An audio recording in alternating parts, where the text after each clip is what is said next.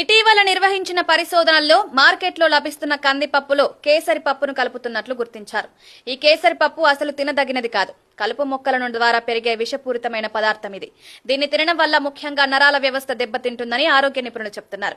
దీన్ని ఎక్కువగా తింటే కాళ్లు, చేతులు నెమ్మదిగా పనిచేయకపోవడం, నడవలేకపోవడం లాంటి సమస్యలు వస్తాయి. దీన్ని లాథరిజం అని అంటారు. దీని ప్రభావం శాశ్వతంగా ఉండే ప్రమాదం ఉంది. అంతేకాక వ్యాపారులు ఈ కల్తీని గుర్తించకుండా ఉండేందుకు టాట్రాజిన్ అనే రసాయనాన్ని ఉపయోగిస్తున్నారు. ఇది ఒక రకమైన ఆహార రంగు పదార్థం. దీనివల్ల క్యాన్సర్ ముప్పు పెరుగుతుంది. దీన్ని ఎక్కువగా తీసుకుంటే శరీరంలో హార్మోన్ల అసమతుల్యత ఏర్పడుతుంది. దీని ప్రభావం దీర్ఘకాలిక ఆరోగ్య సమస్యలకు దారితీసే ప్రమాదం ఉంది.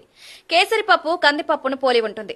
అయితే దీని ఆకారం కొద్దిగా చతురస్రాకారంలో ఉంటుంది.